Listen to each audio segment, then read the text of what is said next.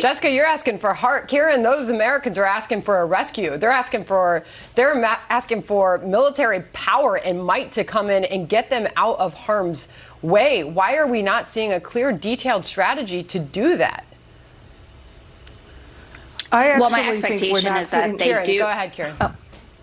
I was going to say, I think we're not seeing a strategy to do the hard work of getting Americans out, to getting Afghans out, to working with regional partners, because there isn't a strategy. And that's what I've come to believe in the last couple of weeks, is that the world is seeing the United States, what is typically a black box of decision-making in the interagency, where there are deliberations, rival hypothesizing, and then ultimately decisions. What we're seeing is that probably didn't happen.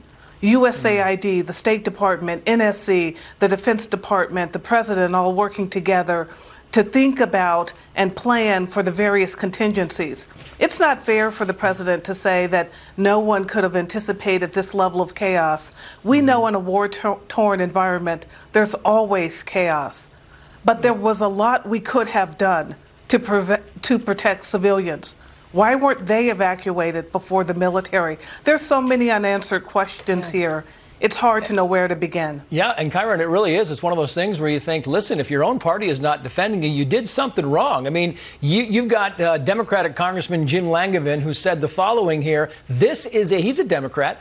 This is a catastrophe. At minimum, the Biden administration owed our Afghan allies of 20 years a real plan. I mean, you can read a bunch more of these, Jessica, from Democrats coming in. And, you know, you're not hearing Democrats coming on television and defending this because it's tough, as we stated the first part, to defend. And yet we're not hearing from the administration. Why are we not hearing from President Biden? Why are we not hearing from Vice President Kamala Harris? Why are we not getting hourly updates? And at the very least, from Jen Psaki, daily updates? Well, I would definitely like as much transparency as possible. The president was interviewed this morning. It aired, but another press conference certainly focused squarely on Afghanistan is in order. This is someone who campaigned on decades of foreign policy experience, was there when we decided to invade Iraq, when we decided to go into Afghanistan, and he has a very strong position on this, that they made the right choice and this was the time to do it. And I think he should be there to defend it, as well as members of his administration.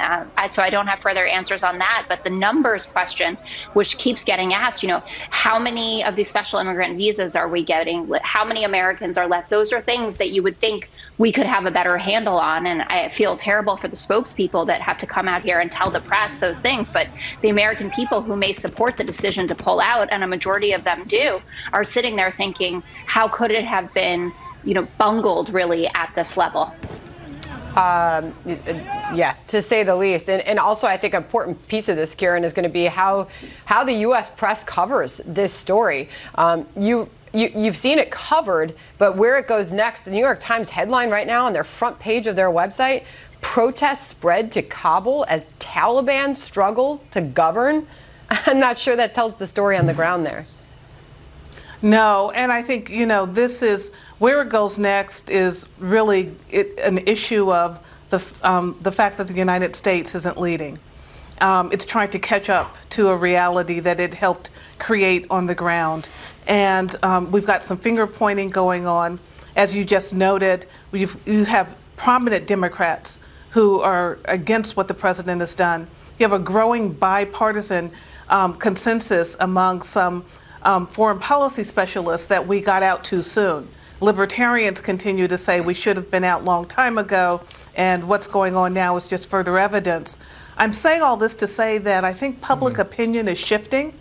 Harder questions are being asked by the public, and the administration is trying to, one, get our people out, help the Afghan refugees, and it can't do all of these things. Respond to the public, update its strategies, if it has any at all. This is really the defining foreign policy moment of the Biden administration. And in its attempt to reject President Trump's strategies, ideas, his Afghan policy, they created their own, but one without the depth that I think they needed if they were going to leave before August 31st. Yeah. And we have heard that theme repeated again and again, Kiron and Jessica, is that whether it's the border, whether it was closing down pipelines, whether it was foreign policy, if Trump did it, then they were going to undo it without looking at the consequences. We have seen that again and again. Jessica, Kiron, thank you both for joining us. We appreciate it. Thank you. Thank you.